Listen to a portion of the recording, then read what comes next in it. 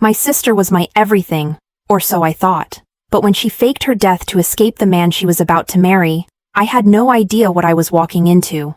I never imagined that one day, he'd be standing at my doorstep, and I'd be the one falling for him. Now, with every secret unraveling and every truth coming to light, I'm starting to wonder, was she trying to protect me, or destroy me? Chapter 1. Living in Her Shadow. My sister Victoria always had a way of capturing the room. She didn't have to try. People seemed to gravitate to her as if she were the sun, and the rest of us were helpless little planets stuck in her orbit. Victoria, beautiful, charming, utterly effortless. And then there was me, Hana, the smart one, or so they said. That's what people call you when they can't say pretty. Victoria, you look stunning as always. Aunt Martha gushed, her eyes sparkling as she admired Vicky's perfectly curled hair and radiant skin. I was standing right there, holding the tray of drinks I had prepared for everyone. Not a glance my way. Thank you, Aunt Martha, Vicky said, her voice dripping with sweetness. She tilted her head just slightly, her signature move to look extra adorable. Mom chimed in. Hana, you could learn a thing or two from your sister. A little grace goes a long way, you know. I bit my lip to keep from saying something I'd regret. Grace? Since when did being vapid count as grace? Victoria wasn't exactly accomplished. She'd barely passed high school, floated from one meaningless job to another, and somehow always managed to have everyone adore her. Meanwhile, I'd worked my way into an international corporation, spent nights poring over data, and could probably debate circles around half the people in the room. Did anyone care? Of course not. Because I wasn't her. As if to prove her status as the family's favorite, Vicky was getting married soon. And not just to anyone, to Lucas. Lucas was the kind of man who didn't seem real. Handsome, successful, and maddeningly polite. At family dinners, he'd always bring flowers for Mom, tell Dad how much he admired his work ethic, and listen attentively to Vicky's stories as though they were Shakespearean masterpieces. I remember one night, after dinner, Lucas turned to me. Hana, you've got quite the sharp mind, he said with a polite smile. Victoria always says how much she admires that about you. I wanted to laugh. Admire me? Vicky couldn't care less about my so-called sharp mind. She's lucky to have someone like you, I replied, trying to sound cordial, but feeling the bitterness creep into my tone.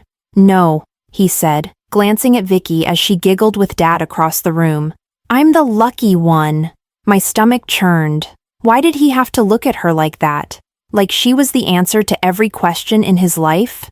Preparations for the wedding consumed the household.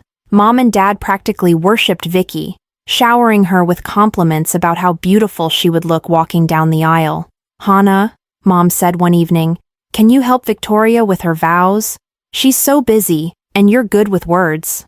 Busy doing what exactly? Choosing nail polish shades? Sure, I said, plastering a smile on my face. Inside, I seethed. Of course, the brilliant Victoria needed my help.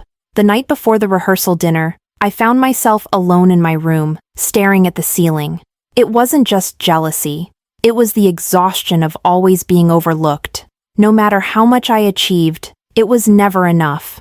I thought about that time in high school, when I'd won first place at the science fair. The entire family came to the awards ceremony, but all anyone could talk about was how stunning Vicky looked in her dress. She's so photogenic, Dad had said. You should have seen the camera flashes.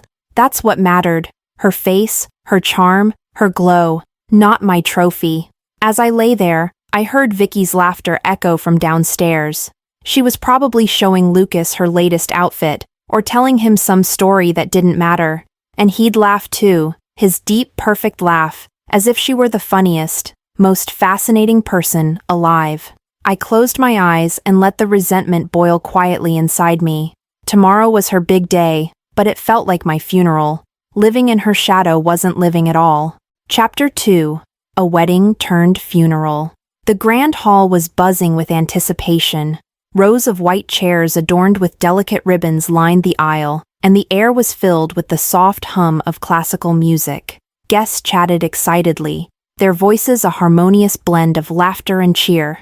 Everything was perfect. just as Victoria had planned. Except, Victoria wasn't there. "Where is she?" Mom muttered for the 5th time, glancing nervously at the large clock on the wall. "She'll be here," Lucas reassured her, standing at the altar in his perfectly tailored suit. He looked composed, but his clenched fists betrayed his nerves. Victoria had insisted on traveling separately from the family that morning. "I'll come later, after my final touch-ups," she had said, flashing one of her dazzling smiles. It was so like her, always wanting to make a grand entrance.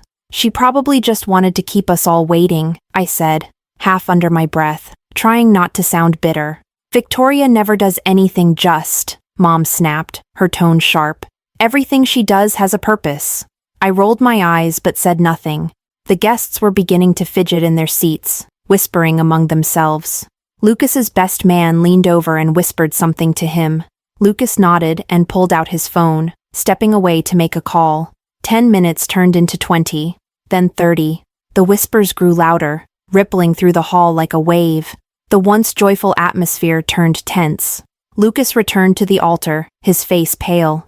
"She's not answering," he said, his voice tight. Mom looked like she was about to faint. "That's not like her. She wouldn't be late on her wedding day."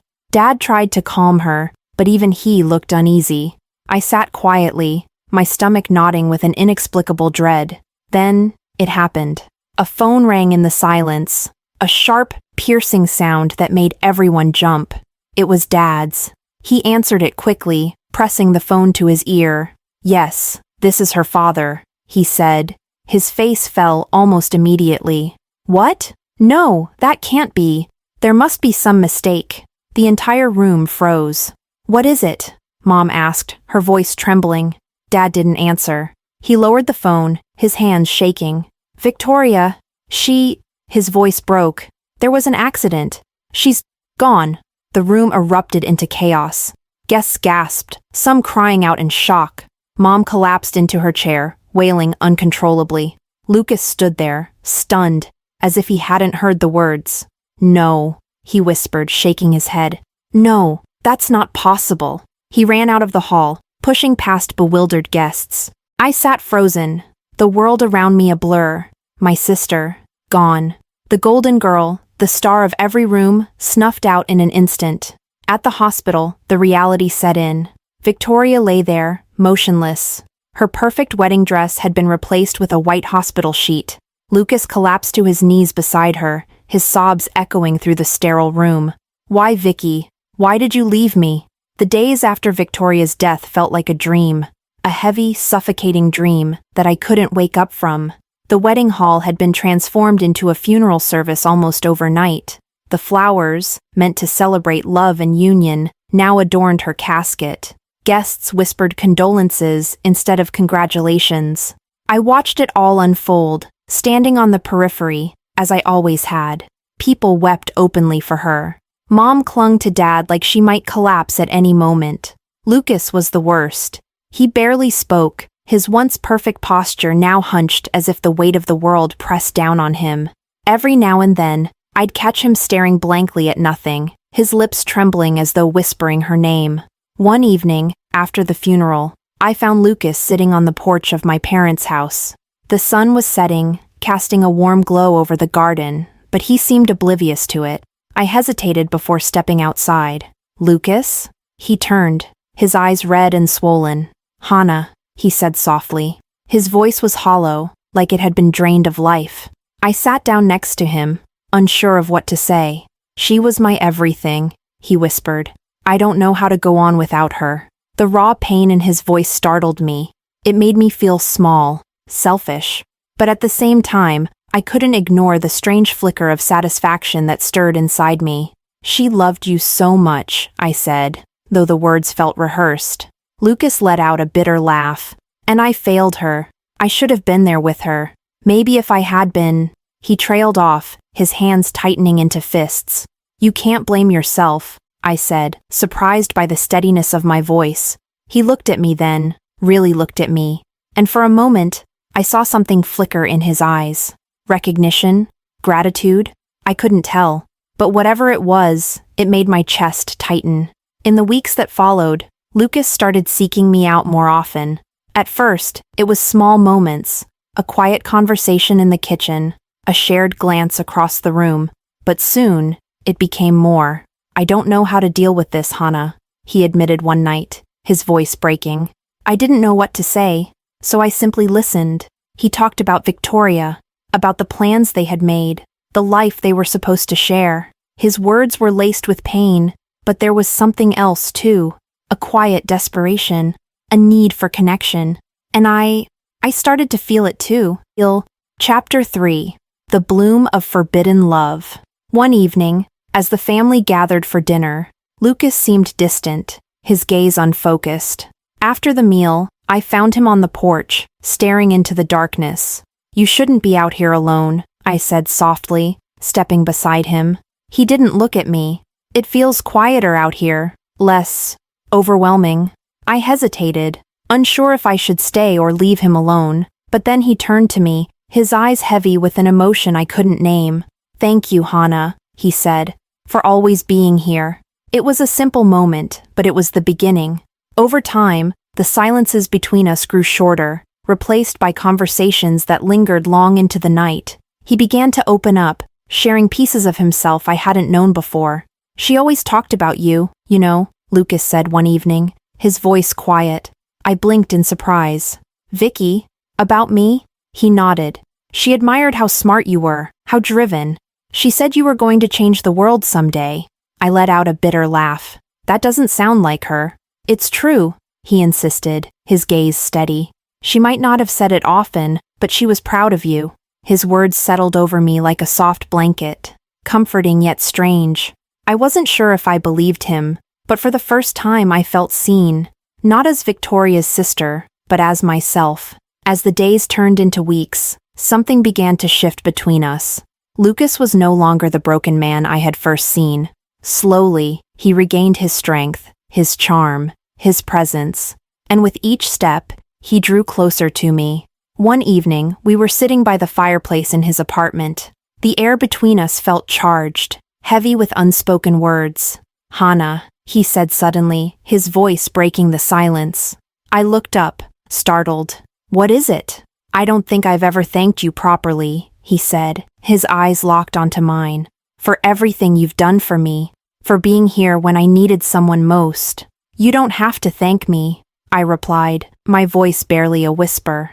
"But I do," he said, leaning closer, "because you've reminded me what it feels like to live again." His words sent a jolt through me. Before I could respond, he reached out, brushing a strand of hair from my face. The touch was electric, sending shivers down my spine. "Lucas?" I began, but the rest of the words caught in my throat as his lips met mine. That night, the dam broke. Everything I had held back, every emotion, every unspoken desire, poured out like a flood. His touch was tender yet hungry, his kisses igniting a fire within me I didn't know existed. In his arms, I felt like a different person. For the first time, I wasn't the overlooked sister, the afterthought. I was the center of his world. We moved together in a rhythm that felt natural, inevitable, as though we had been meant for this moment all along. The walls I had built around my heart crumbled, leaving me exposed, vulnerable, and utterly alive. The morning after, as sunlight streamed through the windows, I lay beside him, my mind spinning. "This is crazy," I said softly, more to myself than to him. Lucas turned to me, his eyes filled with warmth. "Crazy can be good," he said, his lips curling into a small smile. I wanted to believe him, but deep down, I knew that what we had just done would change everything. When I discovered I was pregnant, the world seemed to tilt on its axis. I told Lucas, expecting panic or hesitation. Instead, his face lit up with joy. "This is a sign," he said, pulling me into his arms. "We were meant to be together, Hana. You, me, and our baby." His certainty was infectious, and for a moment, I allowed myself to believe it. But as our wedding day approached, I couldn't shake the growing tension in my chest. When I finally told my parents, their reaction was exactly as I had feared. "This is outrageous," Mom shouted, her face red with anger. Victoria hasn't even been gone a year, and now you're marrying her fiancé? Dad's voice was calmer, but no less cutting. Have you thought about what people will say? About what this will do to our family? I clenched my fists, my voice trembling with frustration. This isn't about Victoria. This is about me. For once in my life, I'm living for myself. Mom's eyes filled with tears. You're making a mistake, Hana, and you're dishonoring your sister's memory. No, I snapped, my voice breaking. For once in my life, I'm not living in her shadow. I'm finally happy, and you can't take that away from me. As they left the room, slamming the door behind them, I felt a strange mixture of relief and sorrow. This was supposed to be my moment, but it felt like a battle I had barely survived. And yet, as I stood in my wedding dress days later, ready to walk down the aisle, I told myself it was worth it. It had to be. Chapter 4. A Wedding Interrupted. The wedding hall gleamed under the golden light of the chandeliers, its every corner adorned with roses and shimmering decorations. Laughter and chatter filled the air, blending with the soft notes of the quartet. It was a perfect day, or at least it was supposed to be. My parents sat stiffly in the front row, their expressions unreadable. Though they didn't agree with my decision to marry Lucas so soon after Victoria's death, they were here. That was enough for me. Lucas stood at the altar, his tailored suit impeccable, his smile calm and reassuring. I took a deep breath as the music began to swell, signaling my walk down the aisle. This was my moment, my life. The ceremony progressed smoothly, every word from the officiant weaving together the vows of our new beginning. Lucas reached for my hand, his touch steady and warm, as the guests watched with adoration. But just as he began to speak his vows, the heavy wooden doors of the hall burst open with a thunderous crash. The music stopped abruptly. Gasps echoed through the room as every head turned toward the source of the noise. I froze, my breath caught in my throat. Standing in the doorway was a figure I never thought I'd see again. Victoria? Someone whispered, their voice trembling. It was her. She looked like a shadow of the sister I remembered. Her once lustrous hair was unkempt, her face pale and gaunt, and her eyes, once bright and confident, were now wide with fear and desperation. She clutched the doorframe, as if struggling to hold herself upright. Hana, stop this wedding, she screamed, her voice echoing through the stunned silence. The room erupted into chaos. Guests whispered and gasped, their shock palpable. Mom and Dad stood, their faces drained of color. Vicky? Mom choked out, tears already streaming down her cheeks. I couldn't move. My legs felt like they had turned to stone as my heart raced wildly in my chest. Lucas staggered back, his face as pale as a ghost. No, this isn't real, he whispered, his voice trembling. Victoria took a shaky step forward, her hand trembling as she pointed at Lucas. He doesn't love you, Hana. You have no idea who he really is. Lucas bolted from the altar, running toward her as if in a trance. Vicky, he cried, his voice breaking. You're alive? How? We thought you were dead. She recoiled, her face filled with panic. Don't come near me, she shouted. Hana, listen to me, she continued, her gaze locking onto mine. You can't marry him. He'll ruin you. He'll destroy you the way he almost destroyed me. Stop it, Lucas screamed, turning to the crowd. She's lying. She's just trying to ruin this day for us. But his protests did nothing to quiet the storm she had unleashed. I stood frozen, the weight of everyone's stares crushing me. This was supposed to be my day, my moment, and here she was, back from the dead, tearing it all apart. Hana, Lucas said, reaching for me, but I pulled my hand away. I need everyone to leave, I managed to say, my voice trembling. The wedding is over. Back at home, the silence was unbearable. How could you? I screamed the moment we were alone, my voice shaking with rage. How could you ruin everything? You were dead, Vicky. Dead. Why couldn't you stay that way? Tears streamed down her face, but she didn't back down. I came back to save you, she said, her voice breaking. Save me? I spat, my chest heaving. You don't care about saving me. You've never cared about me. You just couldn't stand the idea that for once I had something you didn't. That's not true, she shouted, but I cut her off. "It is true," I yelled, my voice cracking. "My whole life, I've been nothing compared to you. The smart one, the useful one, but never the one anyone actually cared about. And now, when I finally have something for myself, you take it away." Our parents rushed in, trying to calm the storm. "Hana, enough," Dad barked, his face red with anger. "No." I turned to them, my hands shaking. "You don't get to defend her. All my life it's been about her. She was your favorite. She was the one you loved. And me? I was just there. But not anymore. This is my life, and you don't get to take it from me." Mom's sobs filled the room as she reached out for me. "That's not true, Hana. We love you. Stop lying," I shouted, cutting her off. The room fell silent, the weight of my words hanging heavy in the air. I turned away from them, my chest heaving, and locked eyes with Victoria. "You've always taken everything from me," I said, my voice low but trembling with anger. "But this you won't win." And with that, I stormed out, slamming the door behind me. The house remained in uneasy silence, but I knew this was far from over. Somewhere in the back of my mind, I felt the dark, unspoken truth looming, a truth that would change everything. Chapter 5. The Horrifying Truth. The room was suffocatingly silent, the air heavy with tension. I sat at the dining table, my hands clenched so tightly they ached. Across from me, Victoria sat pale and trembling, her face a shadow of the confident sister I had always known.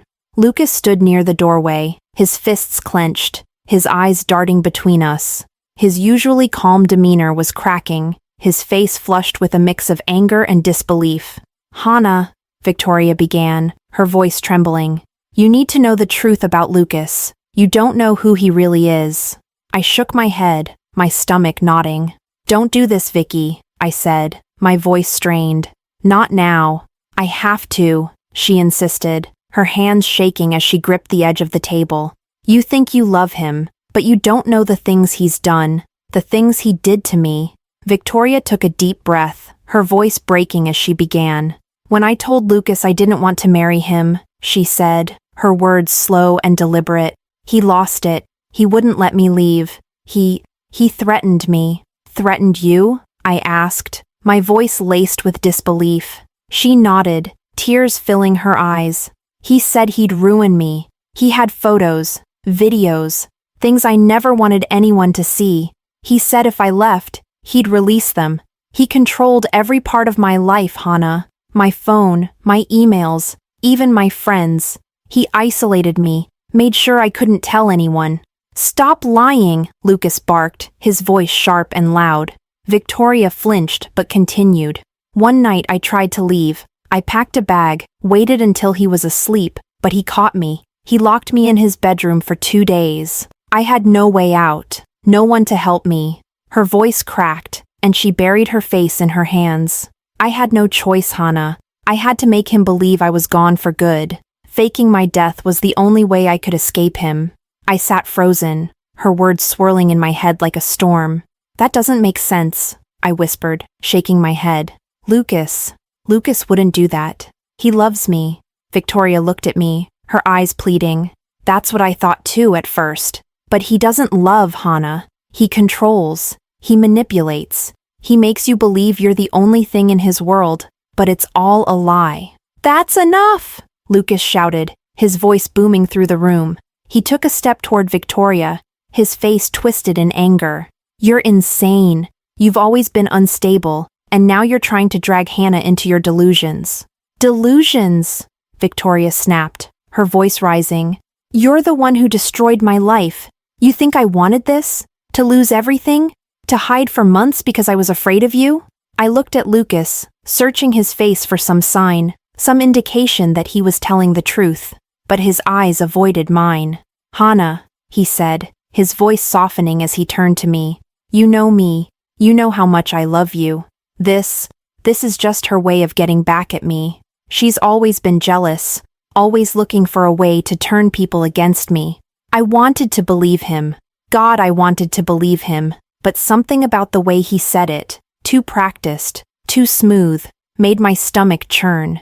Victoria's words echoed in my mind as I sat there, paralyzed. Little things about Lucas, things I had brushed off, started to resurface. The way he would casually ask where I was going, who I was talking to, the time he scrolled through my messages, jokingly calling it just being thorough. The way his temper would flare, just for a moment, before he'd cover it with a charming smile. I had ignored it all, convinced it was just his way of caring. But now, doubt clawed at my chest. "You're lying," I said to Victoria, though my voice lacked conviction. "Hana, please," she begged. "Don't let him ruin you too." Lucas grabbed my hand, his grip firm. "Don't listen to her," he said, his voice steady but laced with urgency. "She's trying to destroy what we have." I pulled my hand away, my chest tightening as the room seemed to close in on me. For the first time, I didn't know who to believe, and that terrified me. Chapter 6. Shadows Revealed. I stormed out of the room, my head spinning with everything that had been said. The accusations, the denials, the cracks in Lucas's perfect facade. It was all too much. My heart pounded as I leaned against the hallway wall, trying to steady my breathing. I loved him. I trusted him. But Vicky's words, they felt too raw, too real to ignore. The house was silent, eerily so. The faint ticking of the clock in the hall was the only sound as I fought to regain my composure. Then I heard it. A loud crash, like glass shattering, followed by the sound of a muffled scream. My stomach dropped. "Vicky!" I gasped, pushing off the wall and running back toward the room. I threw the door open and froze. Lucas was towering over Vicky, his face twisted in rage, his hand gripping a heavy object, a broken lamp. Vicky was on the floor, her hands raised defensively, her face pale with terror. "Lucas, stop!" I screamed, my voice cracking. He turned to me, his eyes wild, almost unrecognizable. "She's trying to destroy us, Hana. Can't you see that?" Vicky scrambled to her feet, backing toward the wall, her chest heaving. "Hana, he's dangerous," she cried, her voice trembling. "Both of you shut up," Lucas roared, slamming the broken lamp against the wall. I moved instinctively, placing myself between them. My hands trembled, but I held them out as if to shield Vicky. "Lucas, put it down," I said, trying to keep my voice calm despite the panic clawing at my throat. "You don't understand," he spat, his voice laced with desperation. "She's trying to take you away from me. I won't let her." His words sent chills down my spine. This wasn't the Lucas I thought I knew. "Hana, don't let him fool you," Vicky shouted, her voice filled with urgency. "This is who he really is." "Shut up." Lucas turned on her, his movements sharp and unpredictable. I lunged forward, grabbing his arm. "Lucas, stop, you're scaring me." For a moment he froze, his eyes softening as they met mine. "I don't want to scare you," he said, his voice cracking. "I just want us to be happy, Hana. I love you." But then his grip on the lamp tightened, and I knew there was no reasoning with him. Before I could react, Vicky launched herself forward, grabbing at Lucas's arm. The three of us stumbled, the chaos of the moment spinning out of control. The sound of footsteps thundered down the hall, and I turned just in time to see my parents rush in. "What's going on?" Dad shouted, his eyes darting between us. Lucas twisted violently, knocking into my father, who fell against the wall with a groan. Mom screamed, trying to pull me back, but Lucas shoved her aside. It was chaos, pure chaos. But then Vicky and I locked eyes, and without a word, we moved together. She grabbed at Lucas's arm, and I kicked the lamp out of his hand. It clattered to the floor, and he stumbled, unbalanced. "Call the police," I shouted at my mother, who scrambled for her phone. Lucas let out a guttural yell, lunging at me, but Vicky tackled him from the side. Together, we wrestled him to the ground, adrenaline fueling every move. When the police arrived moments later, Lucas was restrained, his face a mix of fury and despair. "You'll regret this," he hissed as they led him away. But I didn't respond. I couldn't. I sank to the floor, my body trembling, tears streaming down my face. Vicky sat beside me, her hand on mine, her own tears falling freely. For the first time in years, we weren't fighting. We weren't divided. We were together. Chapter 7. The Ties That Bind. The weight of everything that had happened hung over us like a thick fog. The house was quieter now, but it wasn't the peaceful kind of quiet. It was the silence of a battlefield after the war. Vicky and I sat in the living room, the faint hum of the ceiling fan the only sound between us. But the questions in my head were too loud to ignore. "I need to know," I said, breaking the silence. My voice was steady, but my heart was pounding. "How? How did you do it? We saw you in the hospital. You were dead, Vicky." She sighed, her hands clasped tightly in her lap. "It was all part of the plan," she said quietly. She leaned back, her eyes distant as she began to explain. "That day, on my way to the bridal shop, I realized I couldn't do it. I couldn't marry him. I was so scared, Hana. I didn't know how to tell anyone, or how to escape him. Then, fate intervened." "What do you mean?" I asked, leaning forward. "A car hit me," she said, her voice trembling. "It wasn't serious, just a small collision. But I saw an opportunity. When the ambulance arrived, I told them I couldn't feel anything. I pretended to be unconscious. They took me to the hospital." I stared at her, my mouth slightly open. "At the hospital," she continued, "I bribed one of the nurses. I told her I was running from someone dangerous, that I needed to disappear. She agreed to help me. We staged everything, the report, the announcement of my death. The nurse even placed a body in my place. A Jane Doe, someone who had no family to claim her. It was her they showed you, not me." I shook my head, trying to process it all.